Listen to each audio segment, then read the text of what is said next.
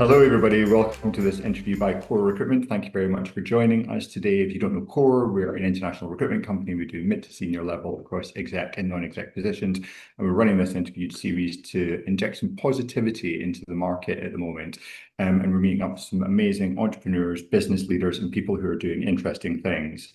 On the topic of interesting things, it doesn't get much more interesting in our sector than the partnership which is happening at the moment between Jamie Oliver Restaurants and Brava Hospitality. We're really lucky today to be joined by the Brava CEO, who is James Brown, and Ed Loftus, who's the Group Director for Jamie Oliver Restaurants, who are going to be telling us a little bit about the partnership and when it's going to be launching. I heard it was going to be the 11th of March, and this interview will hopefully be out before then. So how are you both today? Coming to you first, James. Great, thanks. It's sunny for once. I feel like it's not been sunny for the entire of the year so far, so it's good to see some sun in the sky and some optimism. And the site is coming together, so I think we're all excited. Excellent. Glad to hear it. Ed, how are you? Very good, Christian. I think, yeah, just kind of a good, healthy mix of excitement and a bit of nervousness on kind of what we're about to release to the public. So yeah, very excited. Game time, really, game time. Excellent. So, Ed, if you can talk us through the partnership and just how this came about, that would be brilliant to get us kicked off. Yeah, I think like as with all good things in life, it was fairly organic. We weren't out in looking for a partnership, and we've been very focused since 2019 on growing the international business, and kind of our core focus has been growing the business around the globe. We sort of went back into the UK in 2023, and there wasn't big. There kind of wasn't a big plan to embark on this partnership, to be honest. Just to be brutally honest, I think it's come about because of people. We got talking, me and JB, and looking at what he was doing with the Prezzo group, with the team that he put together. It kind of evolved. The conversation just evolved into a partnership conversation, and here we are today. So there was no kind of huge strategy to go back into the UK. It was fairly organic, and yeah, I think the chemistry is really good. The team that Brava put together are phenomenal, and then the cane business that sits above that is deeply impressive as well. So, second chances don't come to everybody. This is our second chance to go back into the UK, and I think we've got the perfect partner to do that. Excellent. And I mean, it's going to be really great to see Jamie Oliver Restaurants back on kind of like, the high street again. And I mean, just some of the love for the brand. I even heard when you guys were having a little bit of trouble kind of like previously, when all that negative stuff was in the media, that his book sales actually went up because people were trying to support him kind of so much. So it's going to be amazing to get it back again, right? Yeah, I think Jamie's unique. His platform that he has. I think the statistics at the moment: 52 million books sold around the world. There's over 1 billion views on YouTube. And in a day where book sales are hard to come by, I think we live in a very digital age. His books continue to perform extremely well every year, and he's always the #1 bestseller. I think he's the most useful cookbook writer out there, and that's what he sort of prides himself on, is writing books that solve problems for people. So we have that great platform in terms of brand awareness. There's a lot of love for him. I think he's been very consistent over the last 25 years with the work that he's been doing around championing kids' health. That's not just a flash in the pan for him. That's something he deeply cares about. So we've got all of this kind of good groundswell in terms of positive sentiment. There are some detractors as well, but I think every good brand needs to have detractors as well. It keeps us honest, right? And keeps us. It keeps us honest, exactly, and we're used to it as well. I think you're right. I think the British public love a comeback, and I think we can deliver on that. We've been working very, very hard. Excellent. Now, James, just practically, how many of these sites? I know you've not opened the first one yet, but I mean, but practically, you've got to be thinking ahead about this in terms of how many you can roll out. And what's the play for you guys? Is it new sites? Is it rebranding some of the existing Prezzo sites? What's that going to look like? Well, I think that if you'd have asked me this as when we first met, and probably our first pitch was probably more of the rebranding of the Prezzos to Jamie's, and probably what we've discovered over the last kind of year is that our plan for Prezzo is pretty robust and we quite like it and it's working really well. And secondly, once we told the world what we were doing, there's quite a lot of landlords interested in it based on how well the businesses did in the past. So despite any negativities, like quite a lot of landlords understood what an amazing consumer offer was put together by the team in Jamie's in the past, and that they're quite excited about it coming back to market. So if you'd asked me a year ago, it would have been converting. Now it's a lot less about converting. There might be one or two, but it's not really our goal.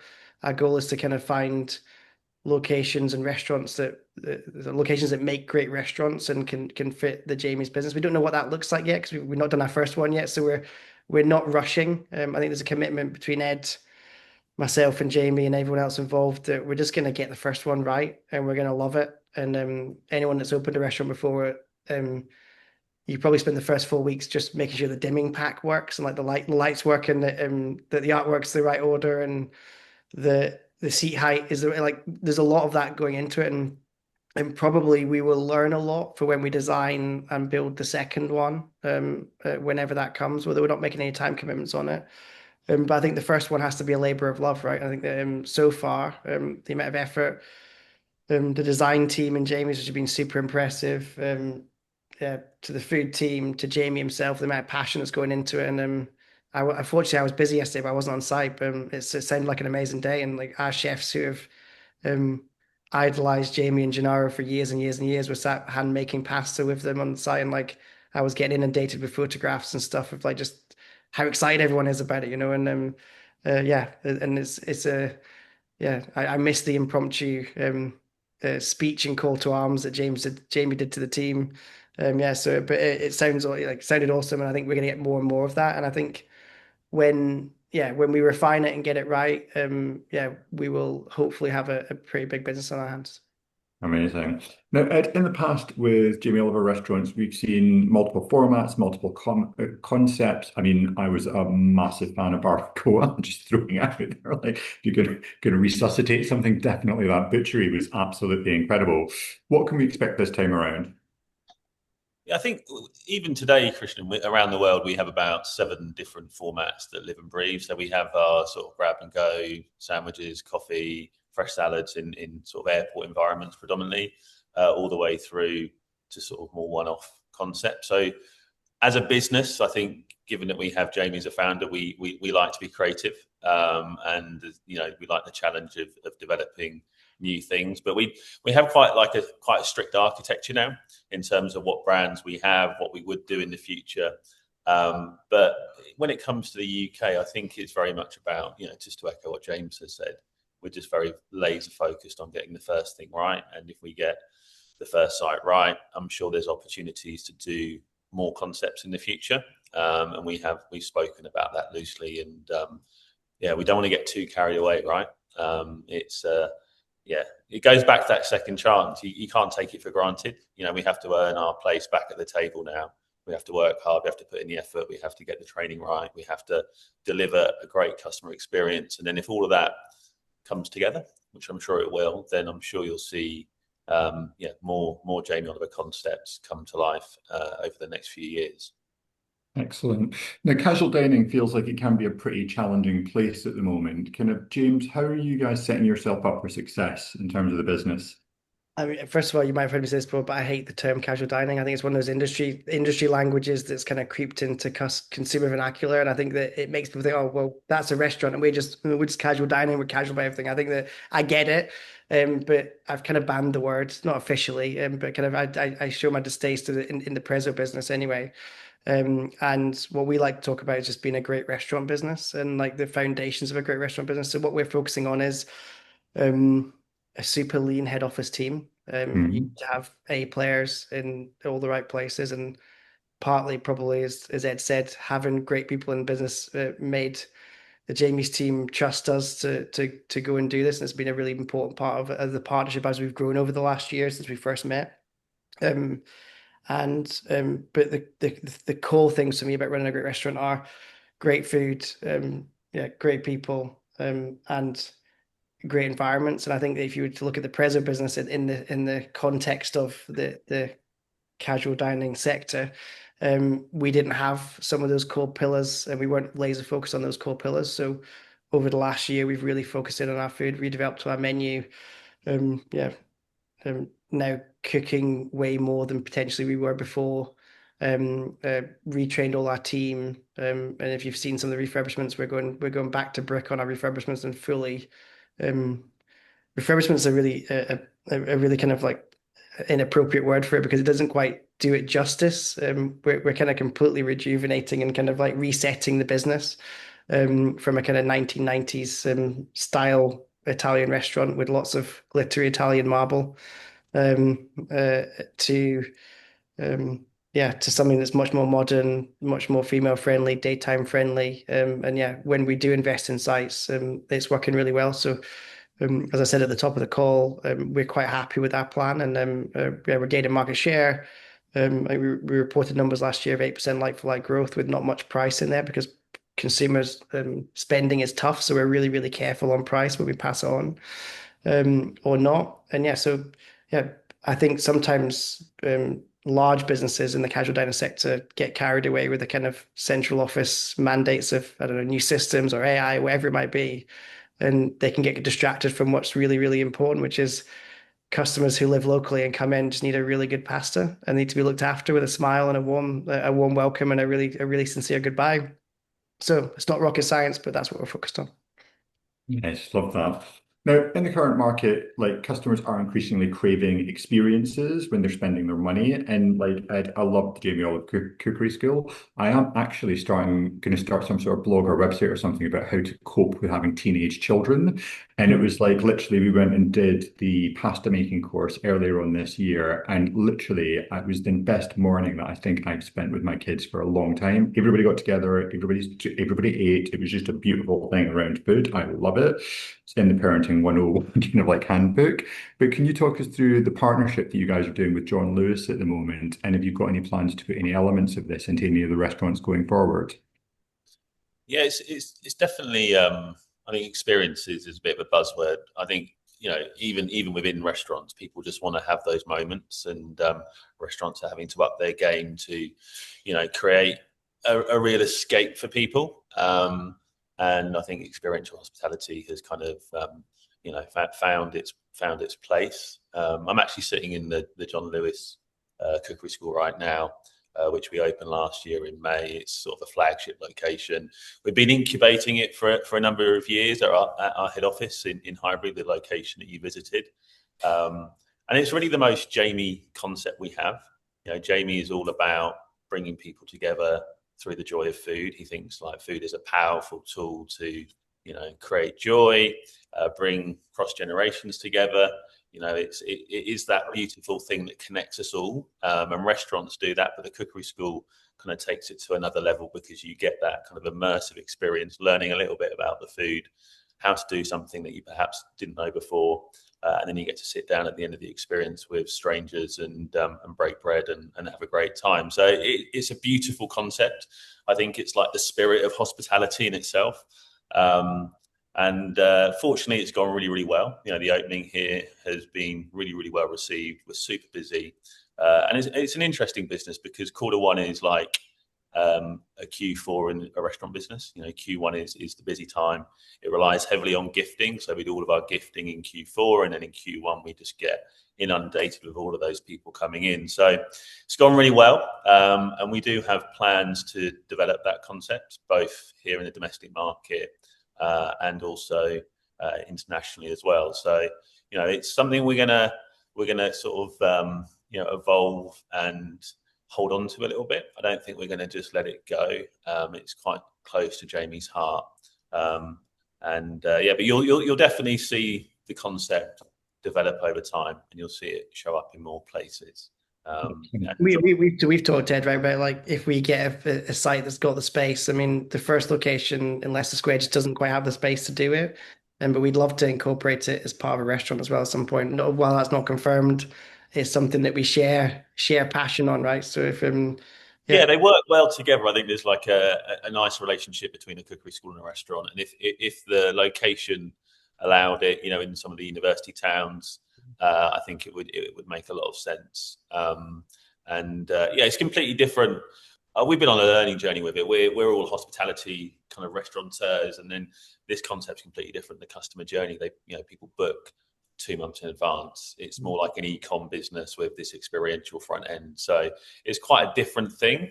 And then the people that you want for it as well. I'm sure you experienced, Christian, and like it's high energy, enthusiastic kind of actors and actresses. It's not really, it's not your typical chef that you would have who's highly skilled. These people have to perform in front of groups of people, inspire them. So it's been different, navigating that and really understanding how to do that at scale, because this is a much bigger location than the one we've been incubating at head office. But yeah, it's a great model, and I think it's a format that we've got really kind of strong credentials in, given Jamie's sort of track record. So yeah, excited to see where it goes.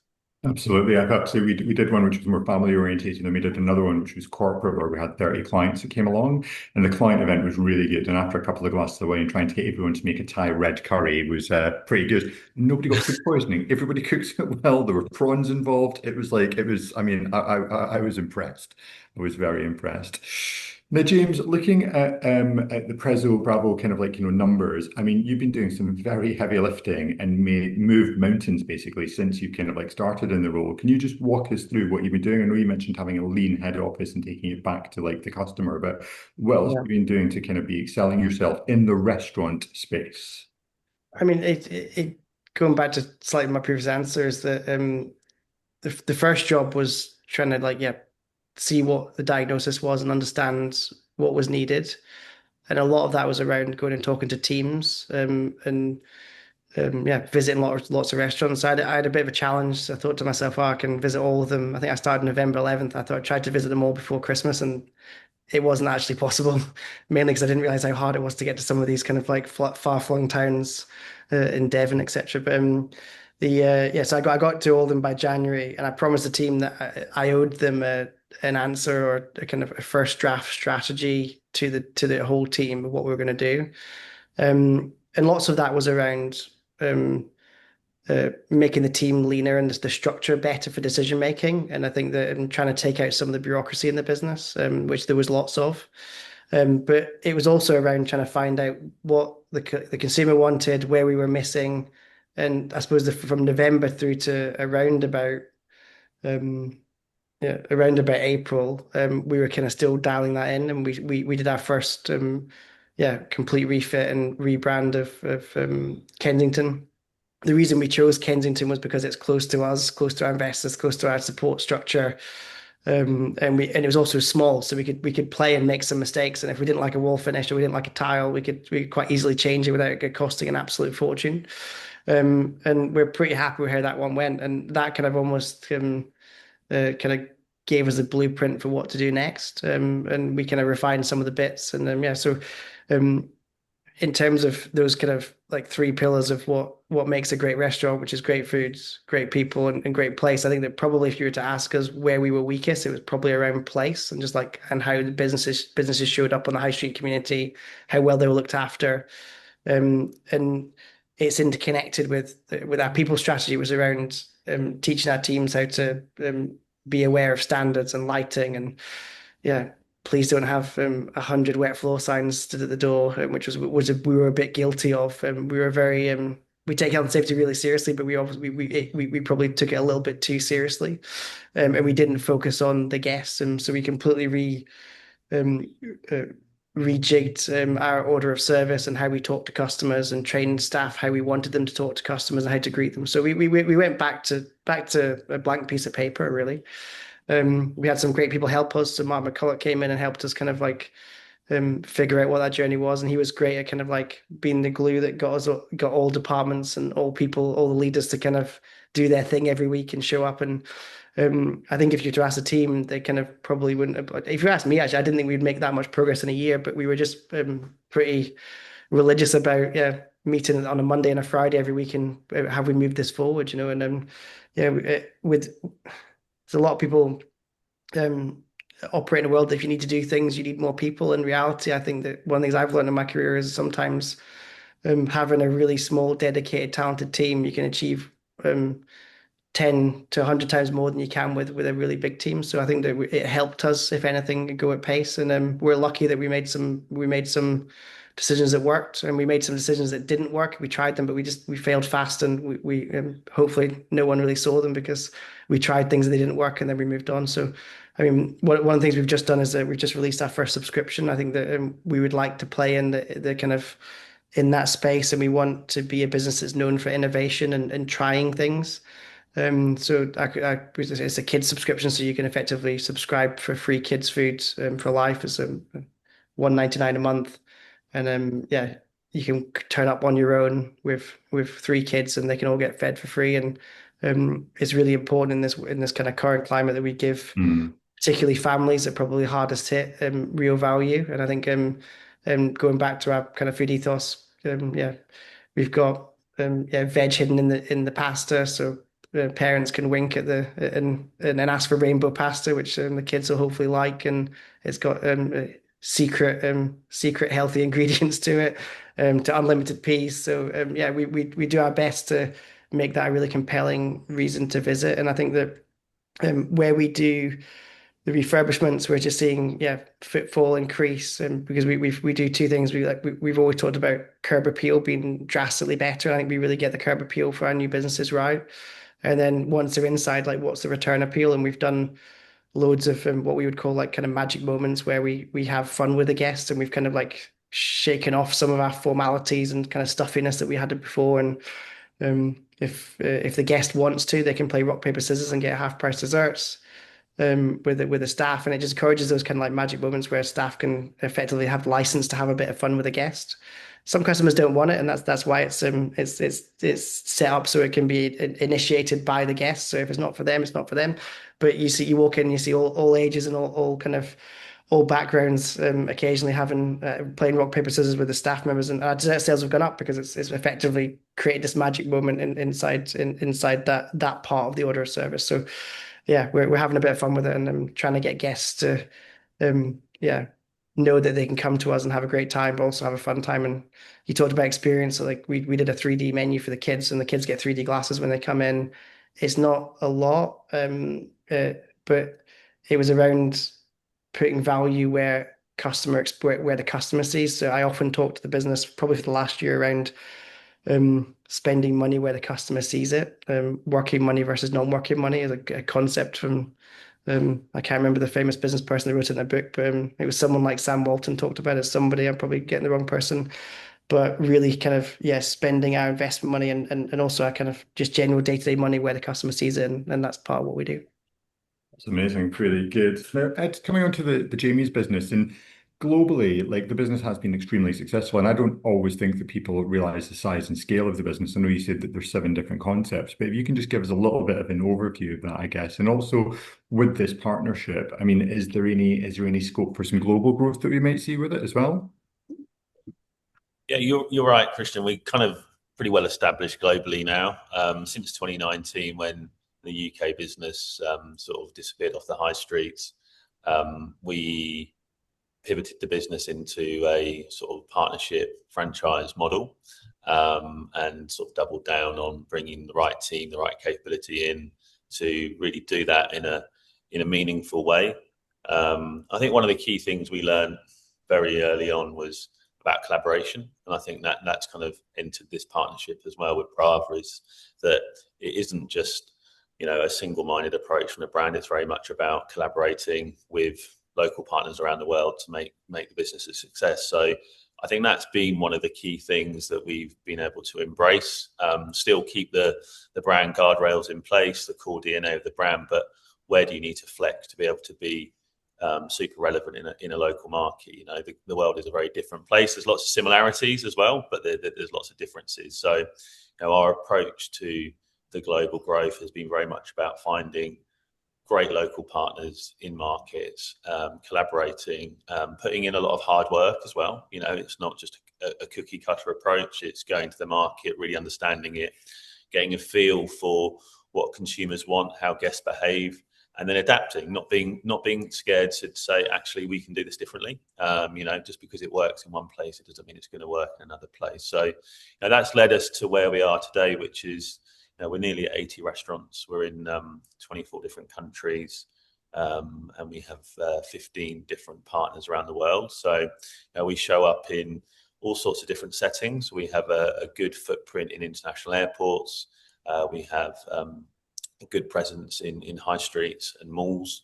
And we also have some restaurants on board cruise ships. We work with Royal Caribbean, which is quite interesting. It was an interesting challenge for the team to mobilize a restaurant at sea, and all of the challenges and the operational nuances that come with operating in that sort of environment. So pretty diverse business, and where we're sort of tracking currently. Last year we opened 12 new locations. This year will, depending on the usual construction curveballs that you get, I think we'll open somewhere between 12 and 20 restaurants. We have about 25 live projects at the moment, all around the world.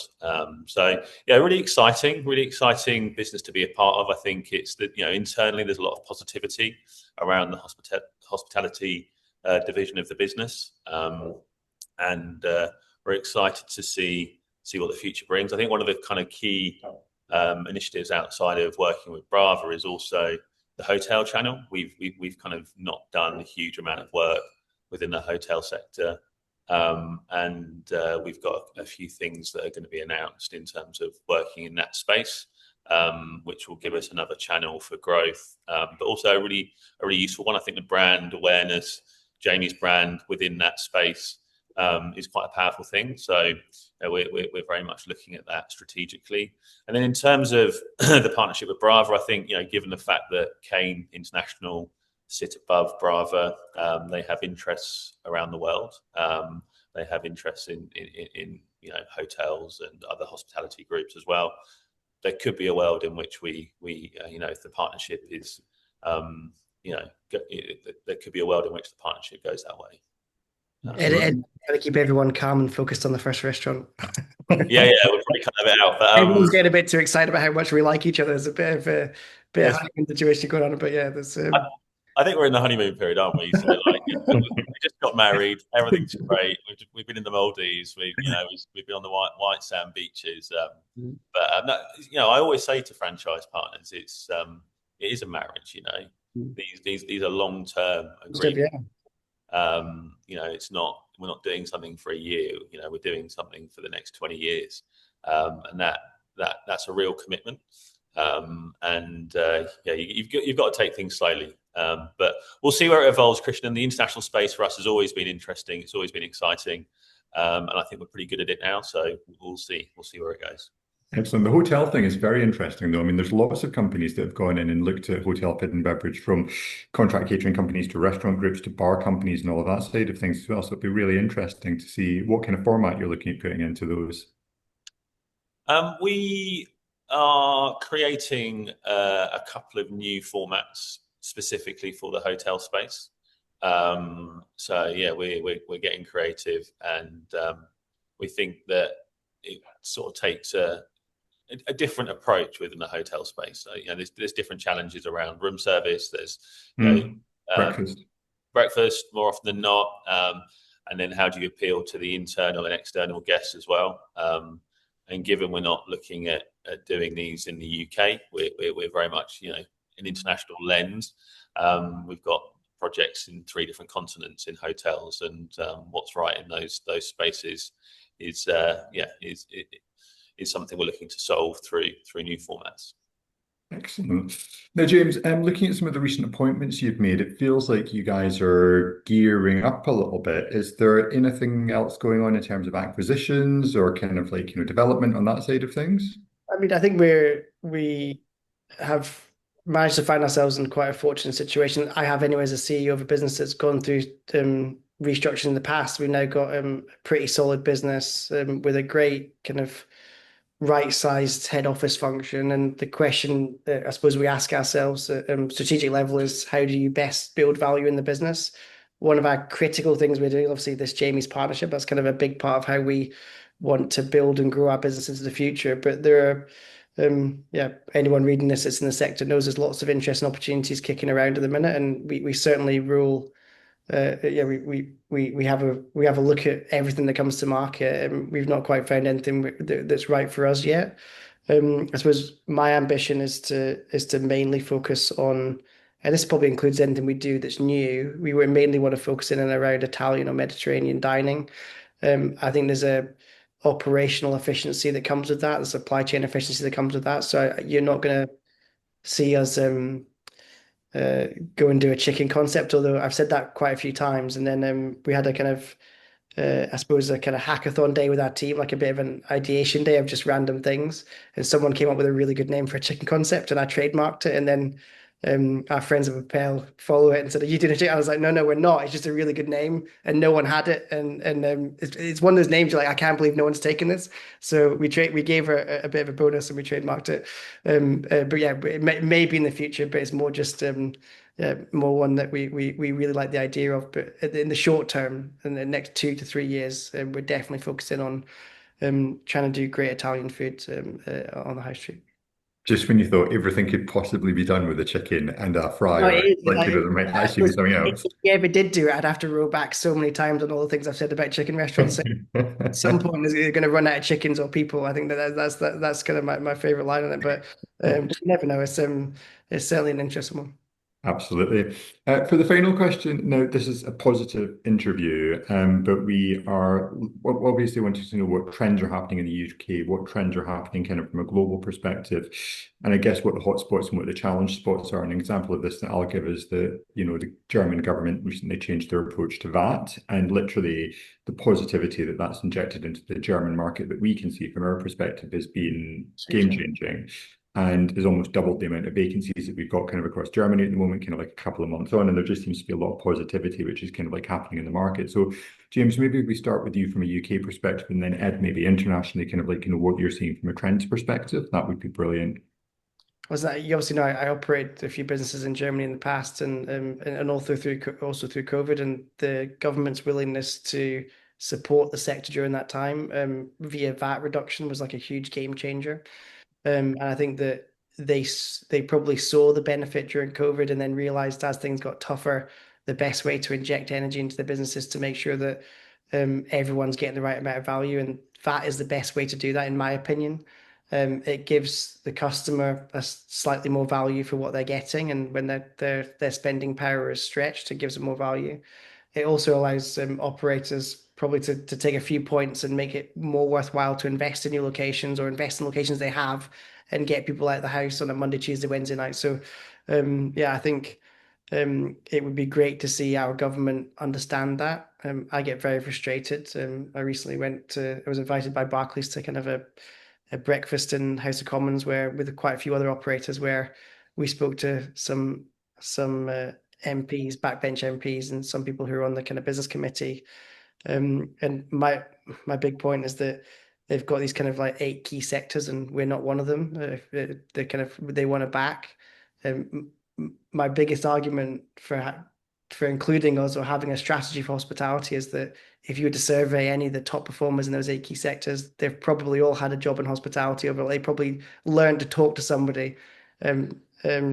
And as I made that point in the room, one of the high ups from Barclays was like, "Oh yeah, I worked in a coffee shop," and I was like, "There's exactly my point with the unofficial national service, an unrecognized national service for the company, where we teach teenagers to communicate and to deal with customer complaints, and to prioritize and to whether to cook or even just how to turn up to work and be on time and yeah, it working in hospitality like completely changed me as a human. And I think that I've got 2 young daughters, as you know, that yeah, I think my ambition is that they're going to be working in hospitality because I think it really helps form a great person. And if I ever leave the sector, I'll always be trying to look for people who have got hospitality experience in the background. Because if you worked in a bar at closing time, you're going to develop skills on conflict management and all sorts of stuff that's going to make you an exceptional candidate. So I would implore and wish for some focus from our government on helping that. And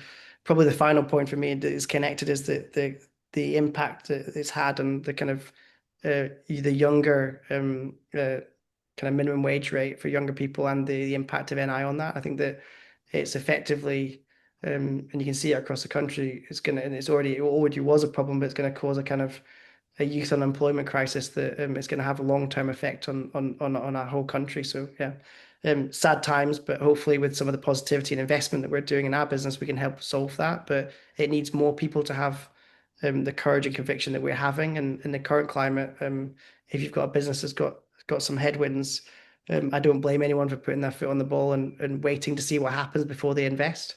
I think that an example like the German government dropping VAT would effectively unleash a lot of money that's sat on the sidelines, that's either been invested abroad, UK money abroad, rather than UK. So, yeah, I've waffled on it about enough. I try and stay positive because we've got a positive message, but I do feel for the sector. There's some big businesses going to go through some tough times because of it, and yeah, I think the government caused it for us, unfortunately. Absolutely. I think it was the VAT thing, but I think it was also just the signaling that they did something positive and they were pro-business was kind of like the other thing, which was just massively impactful. I think the issue is about getting into politics. I think there's a lot of people who want to be pro-business, but there's ideology over real-term data, if that, and what's happening, you know. So yeah, you've got amazing support from Kate, UK Hospitality, but and unfortunately, unless they listen to her, she can't do much more. Absolutely. Ed, from an international perspective, what are you seeing and what are the hotspots? I think just before we go trotting around the globe, I think, yeah, just to echo what James has just said, it's, I think hospitality in this country is definitely underrepresented at government level. And, what hospitality does for the country, it's kind of it's part of the cultural fabric of who we are. And it gives different nationalities a platform to express themselves. And, there's so many positive things about it. And, one of the really interesting stories actually out of the restaurant we're about to launch with JB is we've got one of the 15 apprentices from the 15 restaurant who has joined us in the kitchen, a guy called Jerome. And yesterday he arrived at the restaurant just as Jamie arrived, and Jamie didn't realise he was part of the team. We hadn't told him. And the moment of those two connecting, and then Jerome just saying, "Look, you've given me everything," but it's not really Jamie. Hospitality has. I think there's versions of 15 around the country. I think it's one of the last sort of industries. If you want a second chance, hospitality will give you that second chance. It will take a punt on someone. If you want to work hard, if you want to graft, you can get rewarded. And I think I always employ people from hospitality in the team. You have to have come from it. You have to have felt it. All of the senior team probably started life washing up. I started life as a KP and then a pastry chef, and it's given me so much in my career. And I think it'd be great to see some support come forward from the government, both in terms of VAT but business rates as well, which are crippling businesses. There's way more that needs to be done. So I'm sure these things are cyclical. I'm sure there will be reform at some point, and it's just I hope it's not too far down the road where too many businesses go to the wall that should otherwise be there. But globally, I think it's it's a mixed bag. I'd say the more mature markets in Europe are in a similar situation to the UK in terms of cost base and pressures, whereas kind of more of the maybe the Eastern European countries, Poland, some of the Balkan regions, they're having a really good time in F&B. It's a really positive time, low unemployment, huge development, lots of investment, and a really exciting time. So there's a mixed bag in Europe. Other markets we operate in that are kind of exciting right now with lots of positivity. Definitely the GCC. We've got 18 restaurants across the GCC, and it's a really positive time over there. I think the pressures and the challenges the sector are feeling here definitely aren't felt there, and there's lots of development, lots of excitement. F&B is progressing massively. There's lots of local brands coming up as well, so it's a really exciting landscape across the GCC. I would say it's dynamic, and if for those that have made a judgment on it, definitely the local operators are doing a phenomenal job at the moment.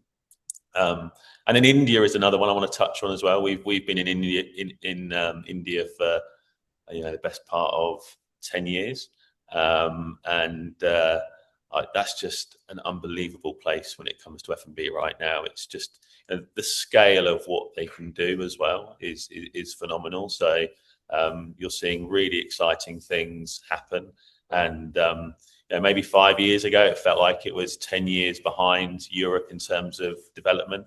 But right now, the F&B sector is kind of, I would say it's on par. And there's some really exciting things happening there, lots of growth. And we have fairly kind of significant plans for India as well. So, I think over the years, I think we opened our first international restaurant in 2011. And these sort of market pressures come and go. We were in Hong Kong when the riots were there. We were in Brazil when there was a huge downturn. We were in Russia when the conflict started. So, the world sees these things, and I think it's the flag bearers of the industry. Us in the situation we're in the UK, we just need to shout loudly. Jamie did a really interesting article the other day in the Evening Standard about the pressures that the industry faces. So, I think people just need to step up, make a lot of noise, and hopefully we can see a bit of change here and support hospitality and champion it. Excellent, Ed. Thank you very much for that. Thank you both so much for giving up the time to kind of spend with us today. I know the restaurant's opening on the 11th on Irving Street. Is that correct? Can people book? Is it? I think the Italian.co.uk. You can book. Excellent. Okay, people can book. A lot of bookings already, so you might, if you're the first weekend, I think it's full. But we've got quite a few bookings. But we'd love to have people come and tell us and give us feedback, and be part of the journey that helps us refine it. It's interesting, isn't it? Because I think every customer touch point's been looked at. So it'll be interesting to see what people make of it who have a memory of the Jamies from before, because I think the DNA is still there. You'll still recognize it, but how it shows up in terms of interior design, menu, the service experience, I think it's been a lot of hard work. So and it will feel different. It will feel very, very different. And I'm excited to just see people's reactions. Some of the people that used to work in the business that have moved on, just seeing their reactions when they walk in the door and what we've been up to. Excellent. Well, I'm going to promise that if you both agree to maybe do an interview again in about 12 months' time, just to see how the marriage is going, kind of like 12 months. We might not be speaking to each other. You might have to do separate calls and editors in. Most papers might be filed, and I doubt it. Something tells me this is going to be a great partnership. So thank you very much for joining me, and best of luck for the opening. Thanks, man.